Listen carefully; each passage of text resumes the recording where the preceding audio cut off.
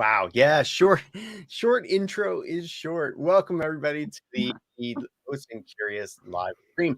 I am Micah Hoffman, and I will be one of your wonderful hosts for this next hour or so. And with me today is my colleague, Christina Lekati. Christina, thank you for being with me today. Always a pleasure. Hello, everyone. Welcome to another live stream. Yay. And for those of you just tuning in for the very first time, welcome to you. We are the OSINT Curious Project.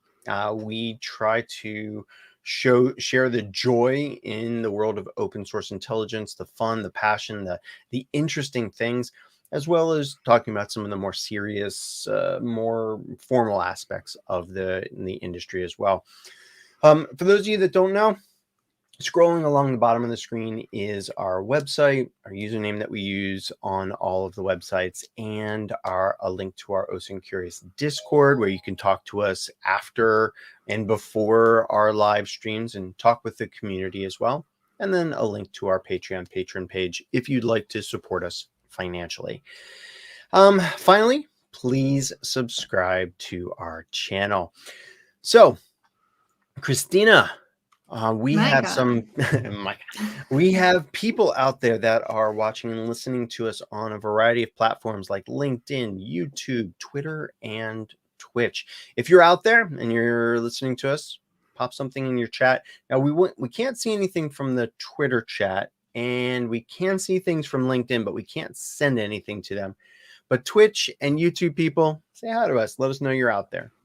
And if you have any questions, we can address them and answer what we can within the context of our topic. Absolutely. Yep. Always open to those random OSINT questions. Make them OSINT, not questions about life, the universe, and everything, because it's just way too early in the day or too late in the week for that. All right. So for the next hour or so, here's how we're going to do this. We're going to play a little bit of Geoguessr. We are going to continue our country streak, and then in the last part of the show, we are going to talk about reporting and all of the things OSINT reporting. So get your formalized workflow processes out and prepare to participate in that conversation later on in our live stream. Let's see who's out there. On YouTube, I see Abdullah Monim. Hey, welcome back, my friend. Wisdom, nice. New name there from what I can see. KJ, been with us for most of the week, if not all of the week.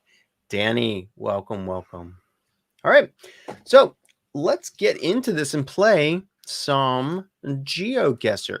Now, for those of you that have done this before, you know we have really just two simple rules. We're going to play the Geoguessr game. Geoguessr uses Google Street View imagery, and we try to guess what country we are in. And we guess by using the details that we see in the imagery.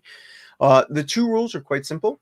No Googling, Binging, DuckDuckGoing, or Yandexing, or using any search engines to see the things that to research the things that we see in the imagery. No using Google Maps and looking up a certain word for a town or whatever. We want to just use our brains for most of this. Also, if you think that we're in a certain country, put it into the chat. We love hearing from you and learning from you. Also, we need you to tell us why you think it's a certain country, because if you just say, oh, look, it's Greece, I want to know it's Greece because there's some Greek letters, or that this is, a certain thing only found in Greece. That would be really, really helpful. Christina, are you ready for this?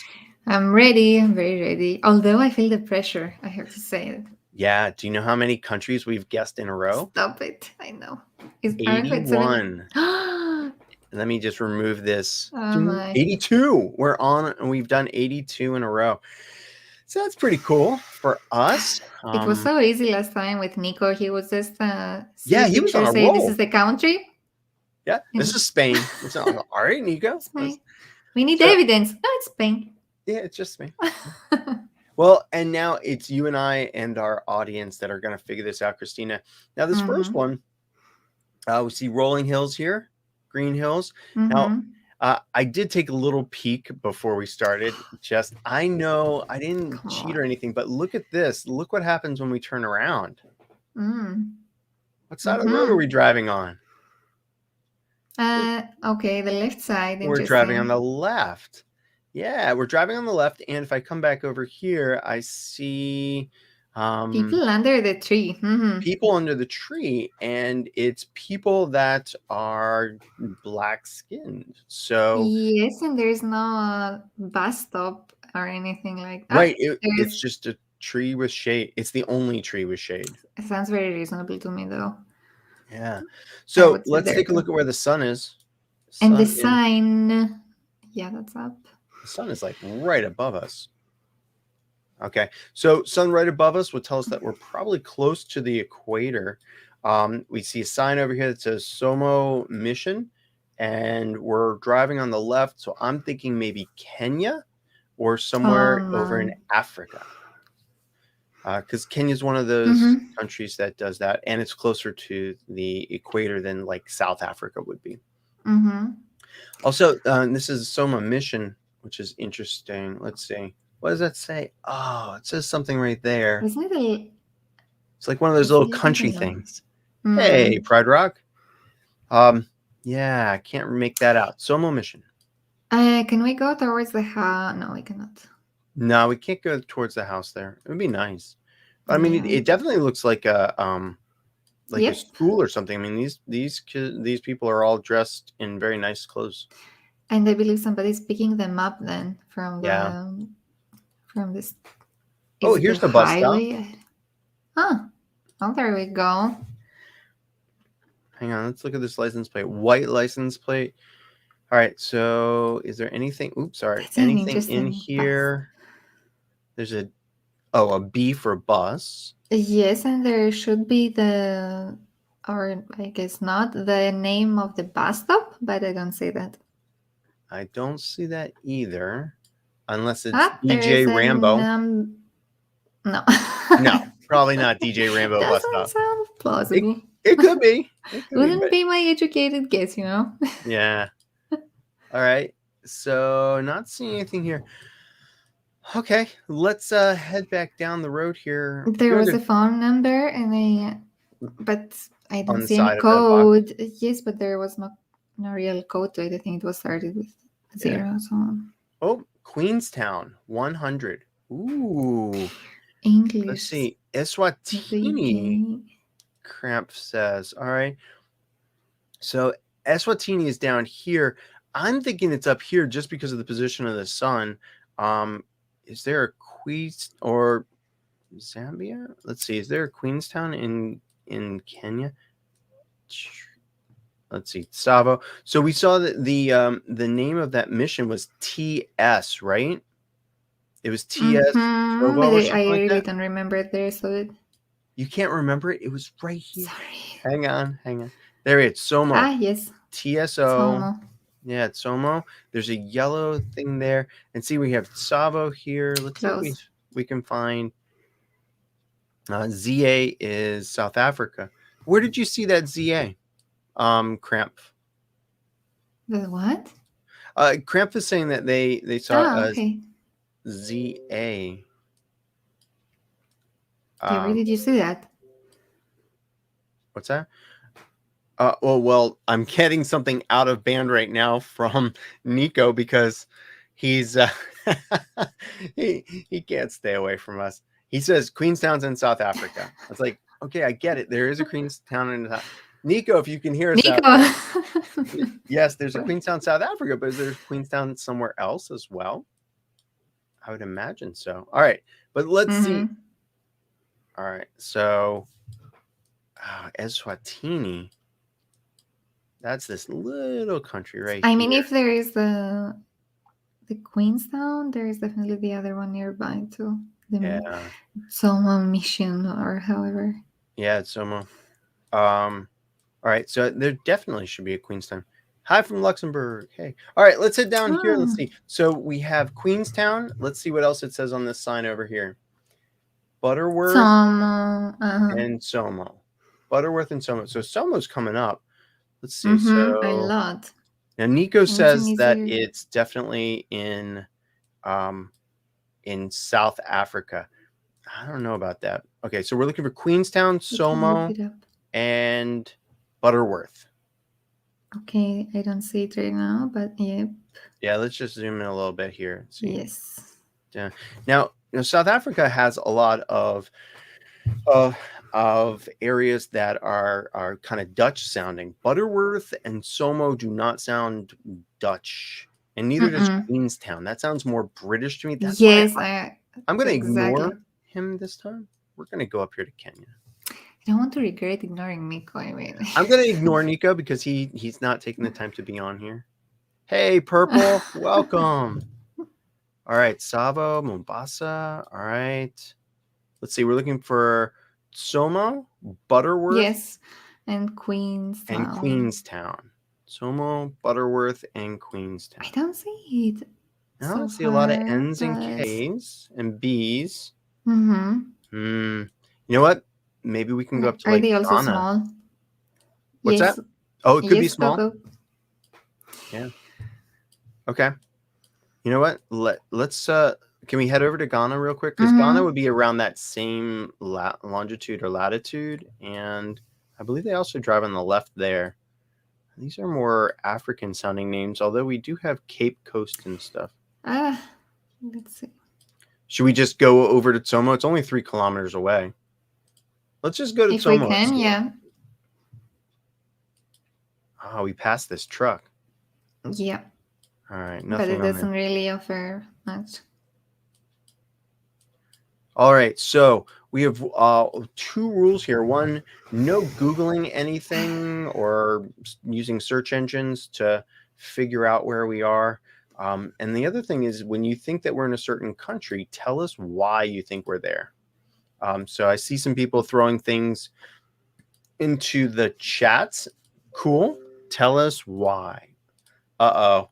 Christina. Tell us what we're... Christina, I'm sorry. I had to jump in. Just trust me. An intervention. Let me tell you why you're wrong, Micah. All right, so Nico, why do you say South Africa? I just know Queenstown. I just paid attention in school once when I was younger. Well, and I know that Queenstown is part of South Africa. That's right, because it's the only place in the entire world where there's a Queenstown, right? No, by looking at the lay of the land and looking at what we have seen, I would just say it's fair to say that's South Africa. Really? This does not look like South Africa to me. It looks too, not rural, but it... I don't know. It just doesn't feel. Well, I'll try and find some confirmation. I'll just sit back and relax on this. Like last time. Okay, Cramps is also South African, but none of the words that we see here have any Dutch-sounding names. That's what's messing me up. Yeah. Okay. Like here, we've got Toyota, not Dutch. No. Bosal, not Dutch. Queenstown, Somo. And Butterworth. We got Butterworth, Nico. Nico comes up with the idea like, oh, I recognize the lay of the land and the name, and we look for the evidence. But yeah, let's just see. Can we turn right here, maybe? Let's see. But Nico, it's nice that you joined too. Yeah, I had to. Yeah, for those of you that don't know, I had to. This is Nico Dekens. He is an OSINT curious person too. A sign. Yeah, that sign was just a curvy road or something, or a T. Oh, okay. Yeah. The triangle signs, I useless. All right. So yeah, let's see if we can get up here to this place. 60. That means we're slowing down. All right, there we go. Somo. Yes. Build it. Quality building materials. So this is all English. All English. Yeah. Bob Hardware. Is there any domain? B&B Hardware. B&B. Sorry. Yeah, that's all right. So I think even Cramp Flipe is making a good suggestion. I think it's he says I think it's the east, maybe close to Lesotho and Eswatini, as there are less Dutch influences there. All right, so here, okay, all right. I'll move from Ghana. Here we have South Africa. This is Eswatini, Lesotho. Let's just look here briefly to see. There's Queenstown. Uh-oh. Well, no, that's just Queenstown. Let's look for Tomo. Let's look for Tomo. It should be around. Tomo is on the right. Lower right. Yes. You're right. All right. Queenstown, Nico, Somo. I'm waiting. I'm listening for the applause. You win. Hear anything. And that's been our live stream today. Thank you for coming, everybody. The Nico Dekens show, everybody. The Nico Dekens. Wow. Yeah. All right. Well, I really, in this case, it was really, I was watching while prepping for my class next week, and I was watching while you guys are doing this, and I was like, I know this place. I need to tell Micah and Christina. I picture you yelling in Dutch at your computer. No, not exactly. All right. You know me too well. I do. All right. Wow. All right. Well, you're stuck here. You can't leave. No, now I'm staying. Now you're staying. All right. So we have the EU area. You see the blue on the license plate and the white. Mm-hmm. Yeah. Hey, Nazrin, welcome. Let's see what else we got. We got bicycles. It has to be Netherlands. There's bicycles. Yeah. Doesn't look Dutch at all. Many European. Oh, come on. Ooh, there's water. Oh, look at the sign. Who's performing there? Tidena. With an accent over the A. Who knows? I don't know. All right, let's see if we can see this sign. I bet as we get closer, we're not going to be able to see that. Oh, wow. That was a big jump. That's fine. Oh, it's a castle. That's nice. That's very European. It is very European, right? And there was meters on the sign. Cars have gone. All right, so we're on the water. What's on that boat? Maybe there's a plate number on that boat. Country. I can't get over there. It won't let me. Damn. Oh, but I can get over here. Oh, wow. Wow. That is medieval style restaurant. But what is the name? What is the wording here? Keska. It's almost like not Gaelic, but is it kind of, for me, it looks like Swedish Finnish. Kind of. Yeah. Cramp is saying Estonia or Finland. Exactly. Okay. Huh. Let's just see. What does the camera warning say? Yeah, that really looked for me like Swedish or Finnish. Let's see if I can scoot over just a little bit to the left here and get a better look at these signs. Here we go. That looks like Greek to me, doesn't it? No. Or no, Russian. I'm sorry. It's Cyrillic. My bad. Yeah. So we have a place that has some native language, English, and then Cyrillic. So I would say probably North Finland or what about these flags? They don't look like country flags, and the country flag would be up there. Yeah. Let's see. All right. So I would say which country is calling their museums museo or something like that? What does that say on the building up there? Museo. It says museo. Yeah. All right. So we're not really seeing anything. We've got a lot of K's. I'm thinking Finland. Because we have K's. We have some pine trees. Nico, where do you think we are? I would say either Finland or Sweden, but all right, I would lean more towards Finland than to Sweden. But Nico says Finland. We're going with Finland, everybody. I would love to move around a little bit more just to see if we can find something. Oh, okay. So now you want it. Now you want to do that. Fine. All right, let's do this.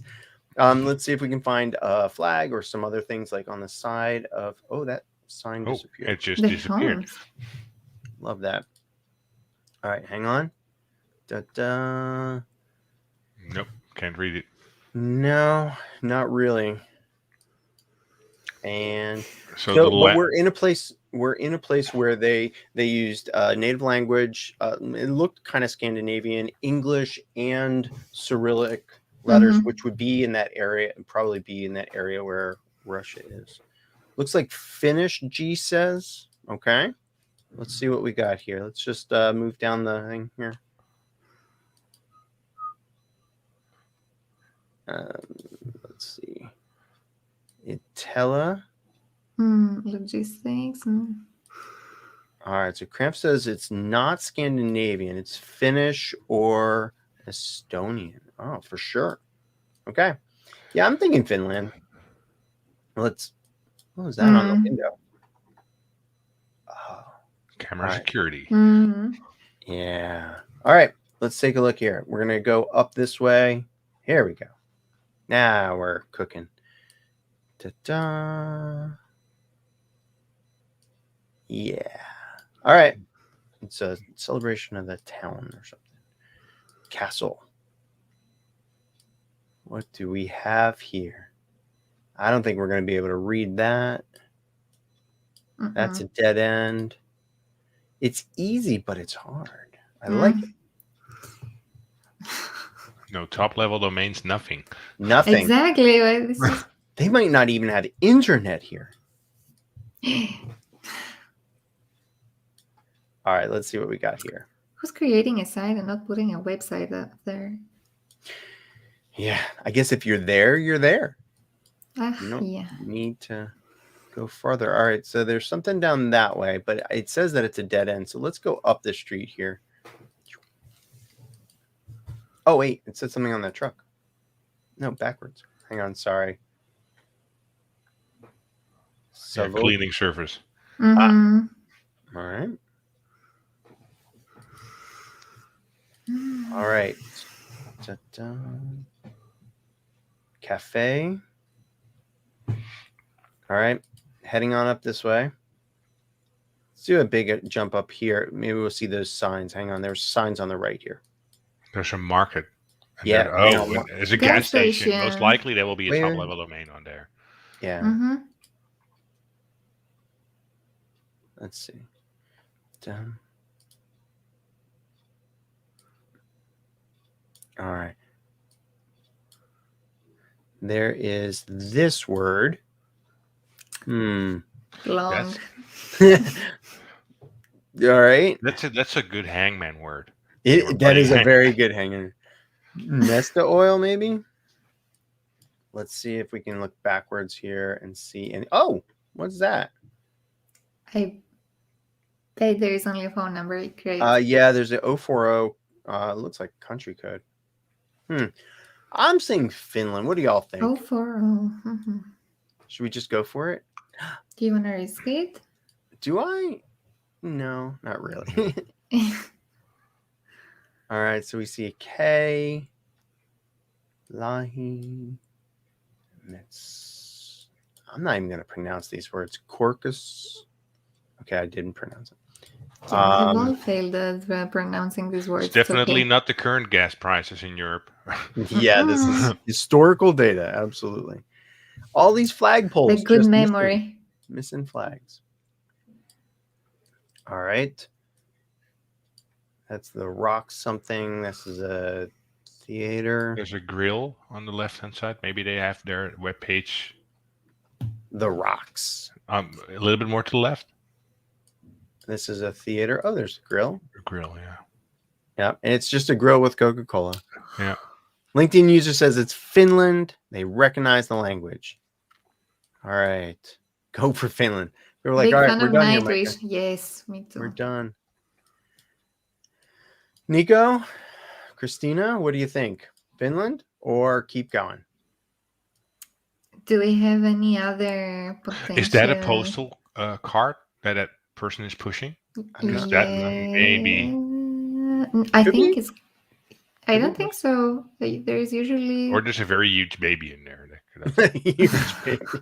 It could be trash also or something like that. Yes, I think it's trash. Let's just see what's on this car. Our truck, Wellmu Rock. This is.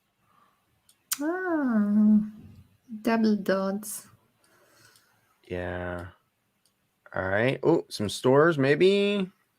Okay, does anybody from the audience recognize the stores or the gas station? Oh, the audience is saying Finland. Everybody's saying Finland. Based on what? Yeah, based upon the fact that they want to move on. And I get it. No, I mean, people are saying that, based on the language, the length of the letters, like these longer words, there's a lot of consonants. Yeah. Oh, there's the Finland flag right there. Okay, we can. Okay, now we're good. Oh, and there's a .fi there. Look at that. Yes. Double confirmation. Everybody. See, I told you it was Finland. Woo! That was it. See? Whew. That was... It's not that we doubt you guys. Persistence. Yeah, we didn't doubt. But we are stressed. Trust. Oh, and this will be a hard one. No, it won't. Look at this. There's a sign right here. Sign. It says you are here. 080. I don't know what that is. Yeah, well done, everybody that said Finland. All right, let's head down the road. See what we got. It looks like we're driving on the right since this sign is facing that way. Let's just see. So this feels, I mean, there's a yellow line on the road. I always think of like North, Central, and South America when I see the yellow, and especially the double yellow line, and mountains makes me think of South America, but just a guess right now, especially since we're driving on the right-hand side of the road. I think we're driving on the right. Yeah, we are. That sign right back here. Could be Asia too. Here. Ooh, 20.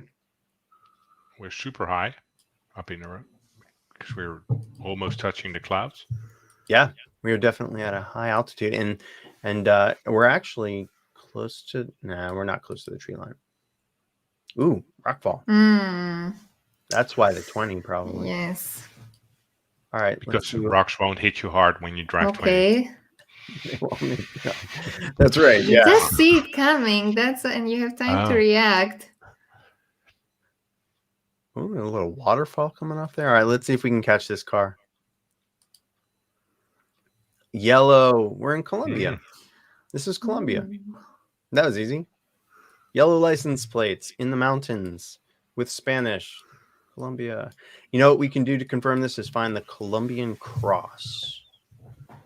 Dun, dun, dun. Let's see. Or it can say Colombia right there. Yeah. Yeah. Jakarta. Yep. That's where that truck's from. You want to see if we can find corroborating evidence, or are we good with Colombia? Let's see.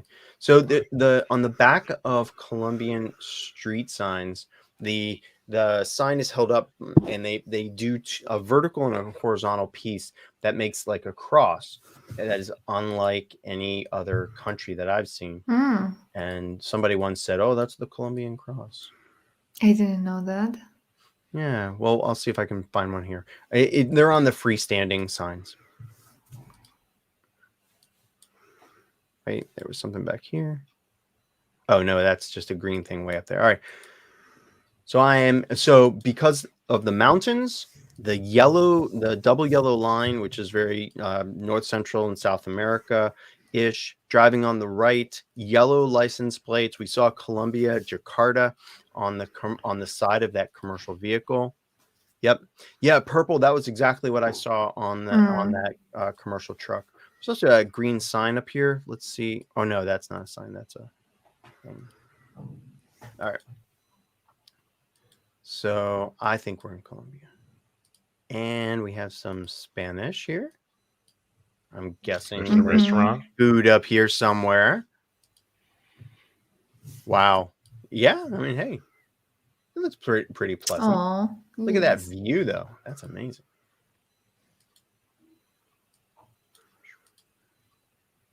Let's see if we're getting close enough to read anything on the back of this car. No? Nope. Yes, I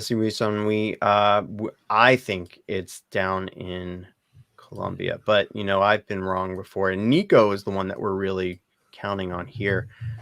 Looking at these people, I mean, they look like they could be from South America. Just their color of their skin, their height, and all that. Let's see. So, there's something down here. More construction. Looks like a brand new road. Yeah, looks like they just poured it. What's on the sign? Yeah, it's definitely Spanish. Yeah. Good. Let's see on the side of these trucks. Maybe it says something. Yep, there we go. And that says there is a station, Pasto. like Purple said. Pasto.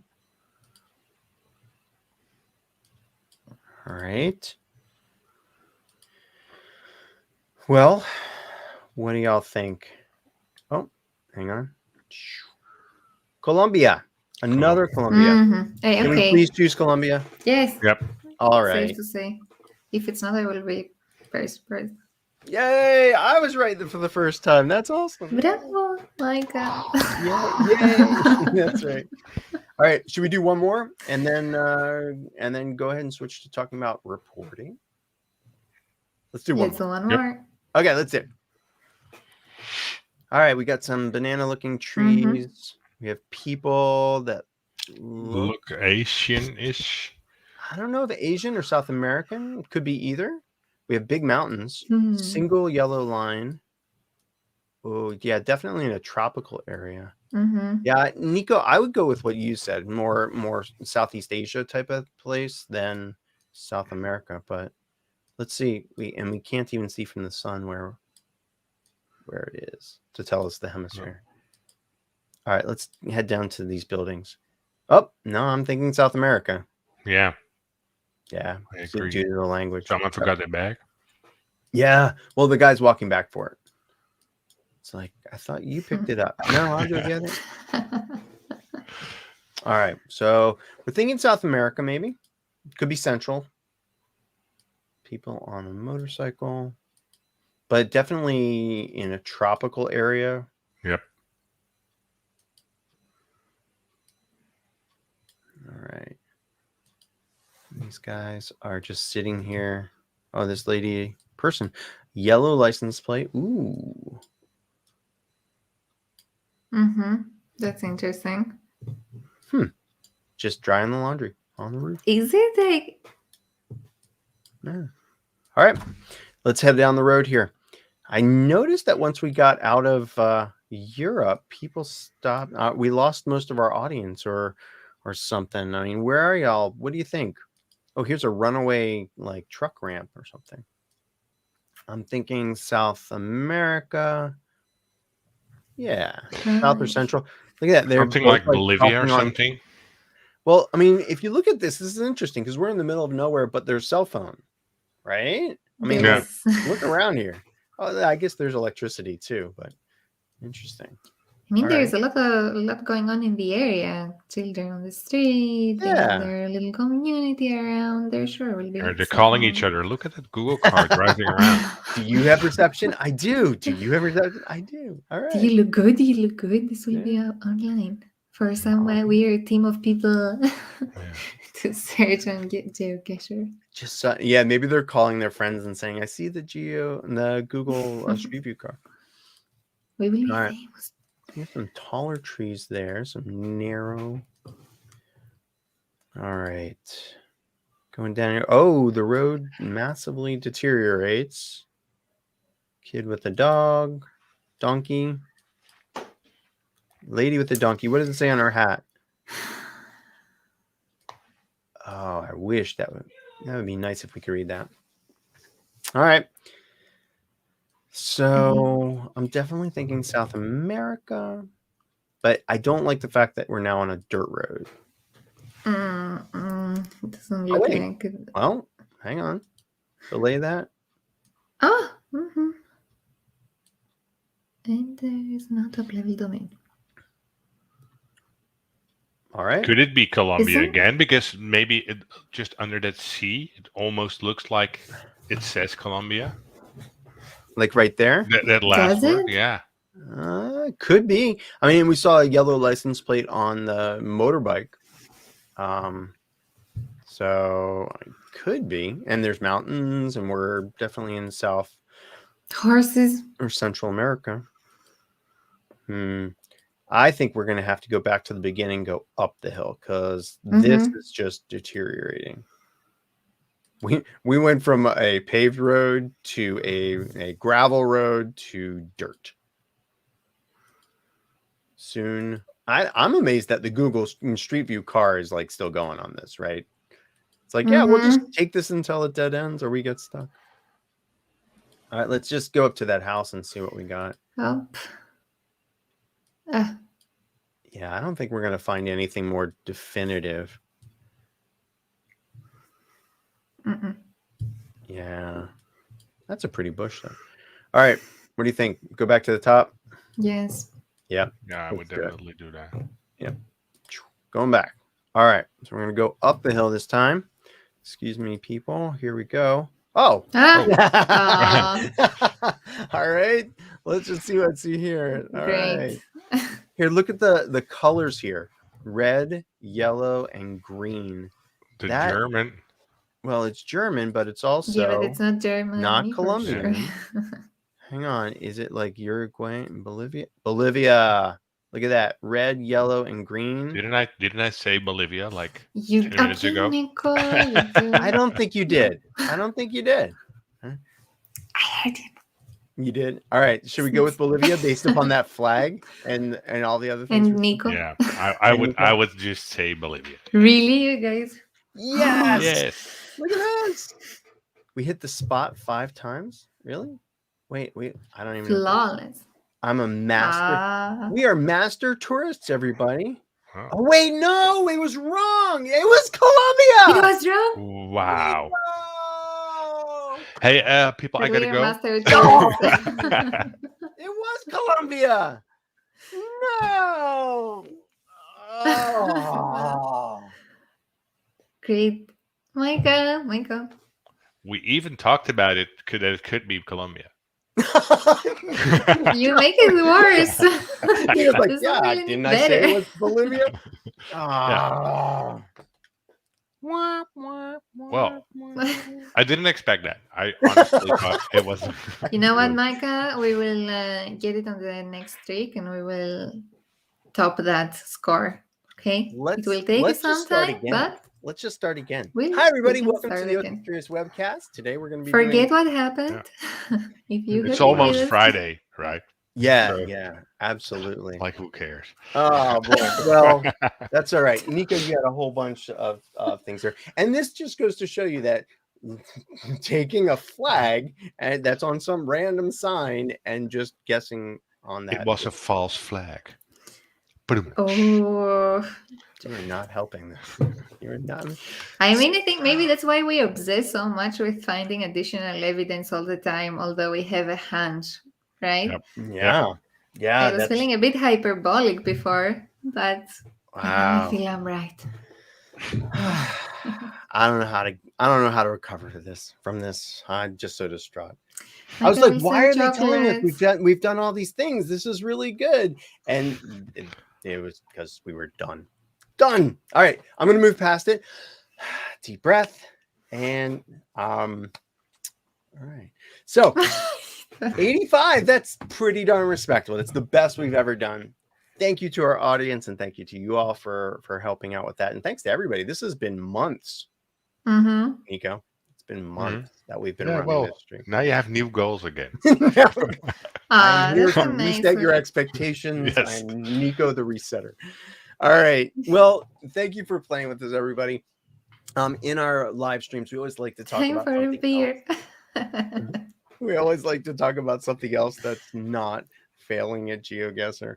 And today, Christina and I have thought about the topic of reporting and report writing. And what we wanted to do is talk about open source intelligence reports, what goes into reports. And well, Christina, what are your thoughts on OSINT reports? I would also like to ask the audience how many of them have to write reports and who their client is, because the client is very significant when you write a report. For example, if it's a corporation and you know your client is in the IT security department, you will write a little bit of a more technical report than you would write if your client is an executive or somebody else that knows what OSINT is about, but is not really involved in it. I think we should talk a little bit about the structure of reports.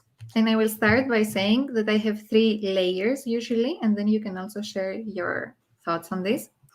Sure, there is the title, and the first layer is an executive summary with the main points, the thing that your client, depending on who they are, needs to see in the report with a glimpse, the zest of it.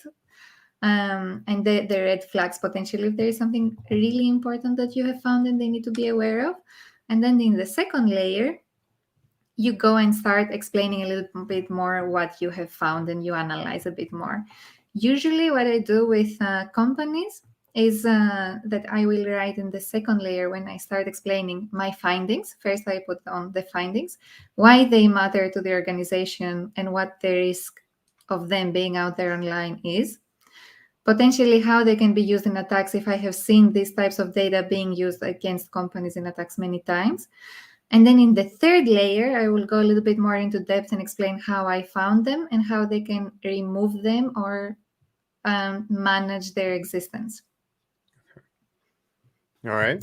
So let's break that down a little bit deeper. Nico, you do so we are interesting because we Nico, myself, Christina, each have different customers in different parts of the world, whether they're government, commercial, or just individuals. So do you find that your reports change depending on who your customer is, like the format? Or Christina, is it always bump for you? Most often, if I have if my client is an individual, I will not go into technical depth, but I will explain why it matters to them. I will adapt the language a little bit, I would say. Yeah, okay. I agree. For me, it's mostly adapting the language, Yeah. but the structure of the document itself is always quite similar to Christina said. So excerpt, basically that what the client needs to know in one piece of paper, then methodology, and then full in-depth reporting with also recommendations, because that's something that I think is really important that should also be in there. Yeah, I agree with the recommendations too. And something that I do also is I'll do the summary, just, hey, here's what you need to know, then the findings and how I did the work. And then at the end, I'll have appendices with all the details. I find that having, screenshot after screenshot after screenshot of this person's profile and that in the findings can be very distracting to all the text if you're just doing page by page of pictures. So I will abstract a lot of that out to an appendix or something like that. But my format changes depending upon the client. Some of my clients don't necessarily care about a full, Microsoft Word report with formal sections and tables of contents. They just want to know, is this happening, or what did you see here? And there's a short turnaround time. So sometimes a more polished formal report just is not something that we can do.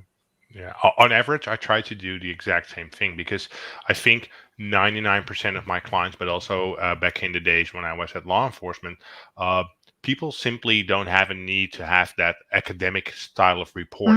It's like this thick, no one ever reads it.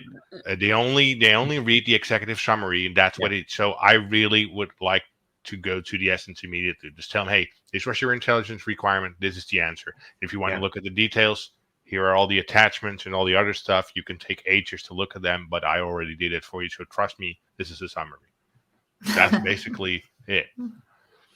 Yeah, and let me ask you this, Christina. Do you ever, when you deliver a report, do you ever do a briefing, an outbrief to the customer, like walk them through it? Yeah. Can you tell us a little bit about that? And that relates to a question I want to make to you as well. There is a briefing because 9 out of 10 times they have questions on or they need clarifications, and I think it's also important to have the chance to explain your logic to them, but also their team, because sometimes there might be one person that has hired you, and then suddenly they also have to be able to reason it to the rest of the team, and if you do it, it's better for them.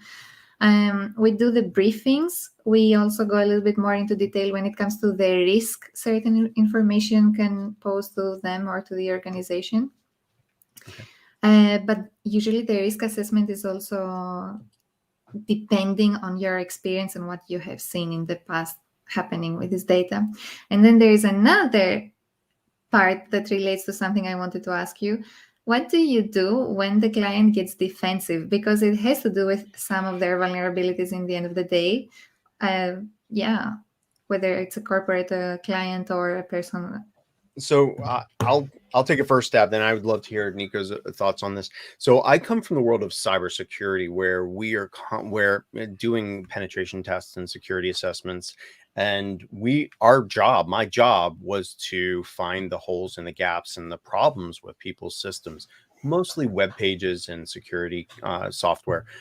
And I remember trying to stay as neutral and as objective in my reporting, instead of saying this is a bad site or this was coded, improperly, in making those judgments, just saying, this is what I saw, this is what I was able to do, this is how you fix it, and focus on the problem.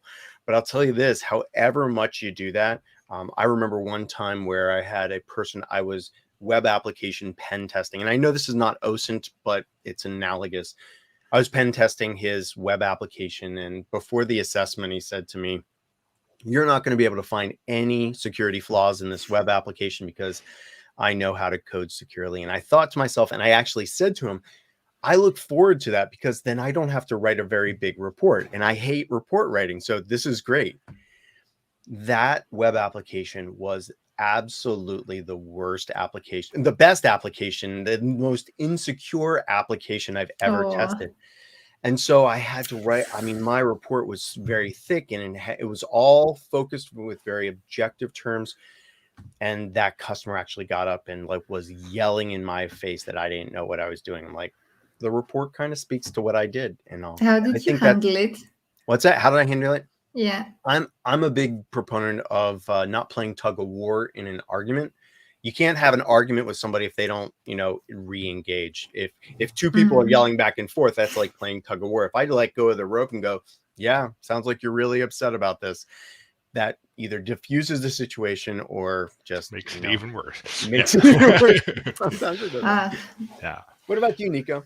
Have you ever had a customer that's been... I've had several team leaders, for instance, in murder cases where I did some open source intelligence analysis, and simply the outcome wasn't what they were looking for. So it didn't fit what they already found based upon internal information. So basically, I found information that let the suspect free. So I found information, and they were like, well, that is not an outcome that we want. And I'm like, yeah, but there's nothing I can do about it. This is the facts. Right. So you can look at them and you can make your own decision. You ask me for some form of intelligence. This is what I found. Yeah. Same counts for not finding information. That sometimes that people will get somewhat annoyed or angry, like saying, hey, we paid you to find the information. I'm like, yeah, but if there is no information publicly available out there, I can try and I can show you every step I took to potentially find that information. But my conclusion is, in this moment in time, that I cannot find anything based upon what you have given me as seed data and what you have given me as a task. Maybe in a month or two, there will be new information indexed. We can do this entire assessment entirely over and we'll find information. But at this moment in time, no. Just being honest. Same counts for what that LinkedIn user said. How would we include certain information in our reports? Well, for me, that's always the hardest part. And that comes back to briefing a client, because some pieces of information, particularly within OSINT, are pretty hard, if not impossible, to capture on a piece of paper. And for me, then giving them either a presentation or a short movie clip that I edited myself that tells the story, or I'll tell the story itself, a timeline or something that you made, at least to make it a little bit more interactive and basically really tell the story from A to Z to that client. And it makes it so much more better understandable for most audiences instead of just reading technical plain text documents. I think that multimedia is a neat aspect there. I too have, I too will include network graphs like Multigo or some other visualization tool in my reporting if I think that it enhances the understanding of my customer for what I found, or maybe that's the goal, is to find those connections. That's absolutely appropriate. But one of the big things I struggle with is capturing my big mind map kind of network connections on an A4 and 8.5 by 11 sheet of paper. And so what I've been doing also is, for some of the outputs that I might have from certain tools, I will, many of the tools that I've used may have like an export to HTML type of feature. And I will export to HTML and say, hey, in this report, I'll refer to the appendix, and that appendix might be that HTML file that's also attached with it. So they have a more of an interactive view. Some of them can be very, very useful that way. What about you, Christina? That's interesting. First of all, Nico mentioned something and I wanted to expand a little bit. I do include in the reports the areas that I looked at, and I didn't find anything relevant or anything that was of use to them. Because in the end of the day, if their department decides to check further, to expand their open source intelligence research a bit more, they can look at the areas that have already been covered, or they can check themselves to see if they can find something more. I find it very useful to have that part at the end of the report there as well. It's extra work, but at least it shows that you covered this area and you didn't find anything. Yeah.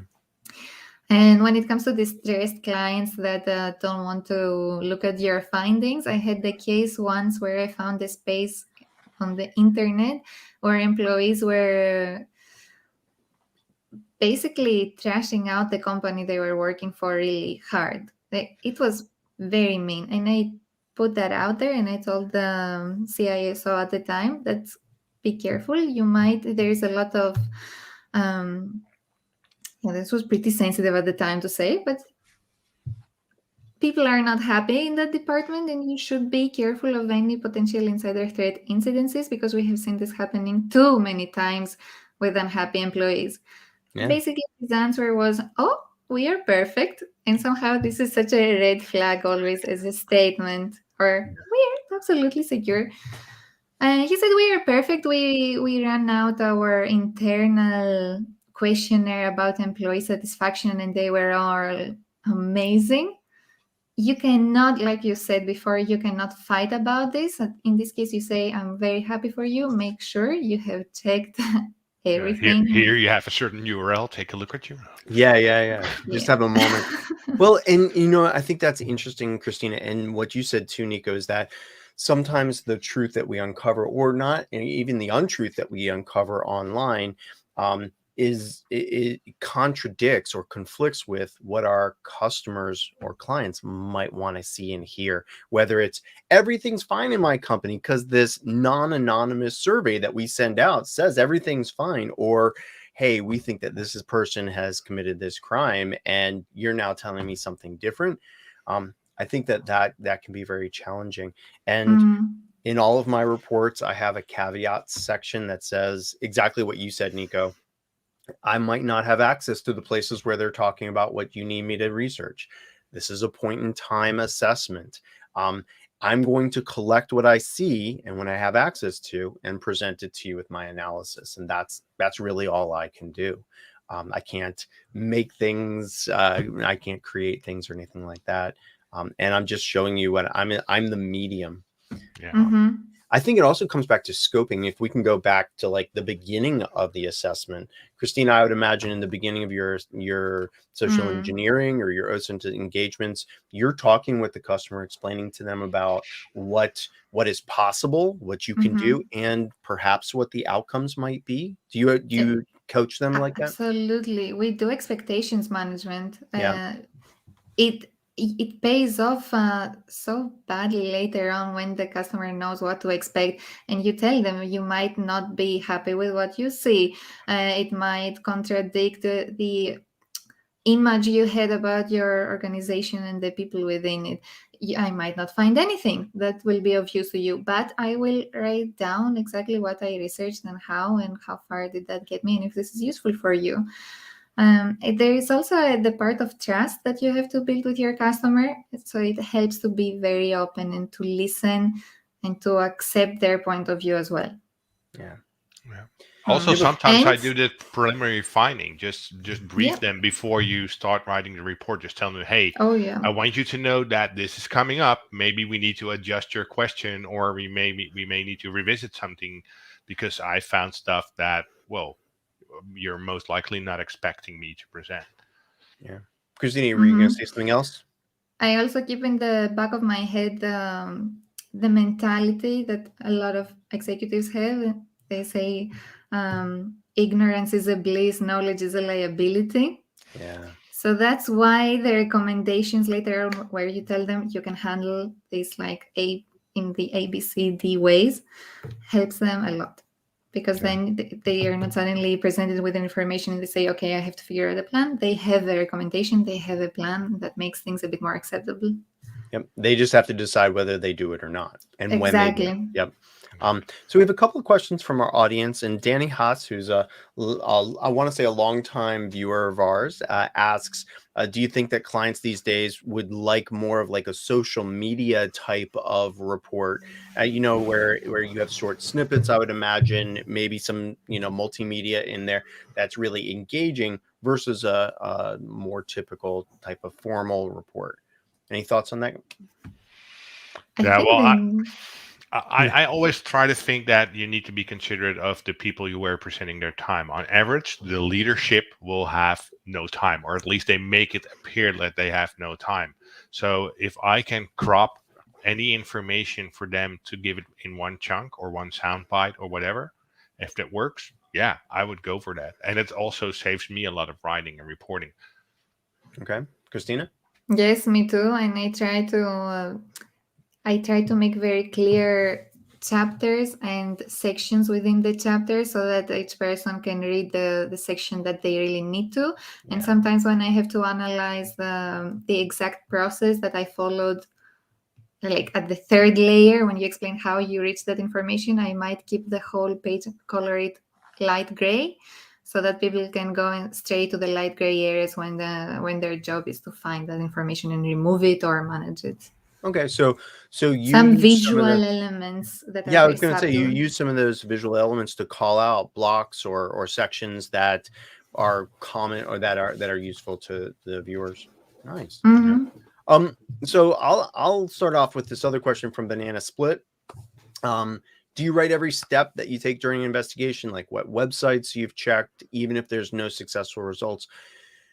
For me, what I find more and more is that methodology section, that here's all the things I did, is more useful when you don't find things. Like, here's all the places I checked.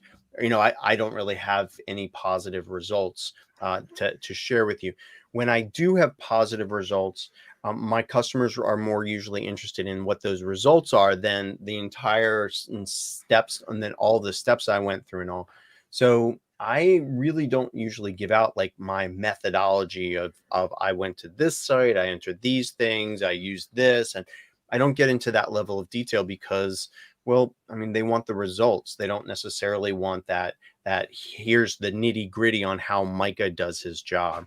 And if they do want that, I'm happy to tell them in an outbrief. But in general, my reports are, here's what I did at a more higher level, and then here's the detailed findings.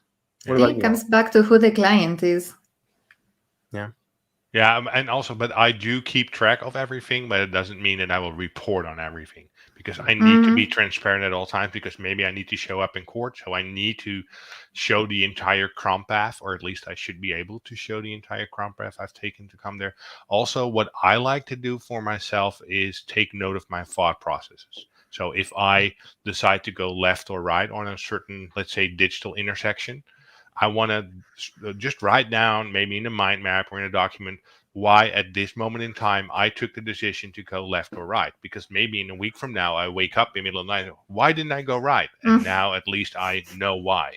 Because those are things that I forget. And sometimes that can come in very useful when someone who you report to starts asking questions. And now you can go back in your own notes and say, oh, well, this is why. Oh, Okay. and I have a very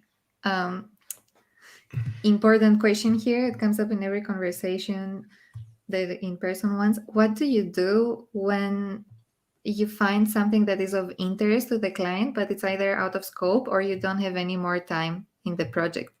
Do you tell them, or what do you do? That really depends. I found stuff that, well, some things you see you can never unsee stuff that, yeah, wasn't important to the company. No, it wasn't important to the person I needed to present to. Maybe, but I kept it to myself. But there were also certain cases that were a huge risk to the company that I did tell them. Just, hey, just as a side catch, I want you to know about this. It really, really depends on what you find. Yeah. Usually my proposals to my clients, I will put a catch-all statement at the bottom that says, I will do this like you told me, I will do this like you told me. And then if I see anything that is important that you should know, I will also report on that. And I did a case within the past couple of months where that was the case. They asked me to find one thing.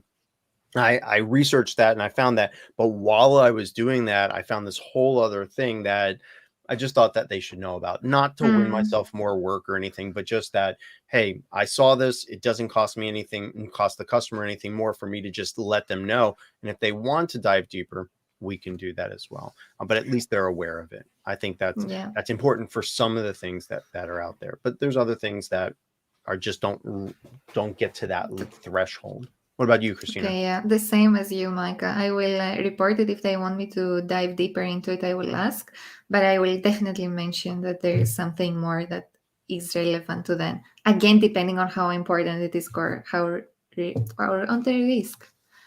All right, great. And we have another comment here from Gary. Gary mentions that they call it the analyst notebook and that they always presume that they're going to court. So here's a question for you two and for our audience. Do you ever put anything in your proposals that says you won't appear in court if asked? I mean, like your reports are your reports. I know that there are some OSINT investigators out there that will put clauses like that in their proposals or in their agreements, their contracts, and will delete all of their notes and data once they turn things over to the client. They will tell the client ahead of time, once I give you the final report, I'm deleting everything off my system about your case, and you have everything that there is. What are your thoughts about that? I mostly have to do those things when I work with United States orientated companies because they have like big law issues or surrounding around it. That's basically, or at least that's my, I don't know even how to pronounce this correctly. They're so paranoid that they always are so scared of being sued that they have all these clauses in there. Yeah. And within the EU, I rarely have these cases. It's just a little bit more based on trust, I guess. Okay. Christina, any thoughts? With the company that I work with, CyberRisk, they delete everything, and we put the clause in. With the personal cases, it's different and depends on the client. The personal, I mean, with my freelance work. Yeah, absolutely. And I think that's a really neat way of just talking about this. We have 3 different people here and our audience that's all commenting on this. There's no one right way to write an OSINT report or any report. It needs to be tailored to what you're doing, what you were asked to do, what you find, and your customer. So for those people that ask, hey, does anybody have a sample report for OSINT? I always say, it depends. It really does depend. But I think, for instance, in the Netherlands, we have a thing called GDPR, or in Europe. But there are some things that I need to store for a certain amount of time because it's mandatory by law to do so. So even when my research is done, I need to store certain things to a certain amount of time, all heavily encrypted and all that kind of stuff. Just because if someone asks about it, I need to be able to give it that. And do you use passwords for your encryption, like your dog's name or your birth date? Oh shit! Now I gotta change. Yeah, yeah. Fluffy, December 25th, 1980. Yeah, I know. All right, everybody, we have run up against that time again. Thank you so much, Christina, for being on here, and Nico for being on here. And witnessing our 85 country streak, our new record. No, Christina, I'm no longer upset. Colombia and Bolivia are really close to each other, and I'm glad I helped to. Honestly, any Nico could have made that mistake. It's okay. Yeah, at least I tried. That's what my mom would say. Yes, that's Nico comes in. Nico comes in and saves the day on South Africa, and then helps us end our streak too. Great day. Oh, thank you so much to our wonderful audience too for making this for being here with us. Just a few things before we take off. Tomorrow we are finishing up our live streams of this week. We're going to be online at 1800 hours UTC, and I believe it'll be Sector 035 and Ginsburg that are going to be on there. Maybe even Inez will be on there as well. So tune in tomorrow to see them and to finish out our week of streaming. But for now, everybody, we are done, and I think we'd like to say, well, Stay OSINT curious. curious. Bye, Bye-bye. everybody. Take care.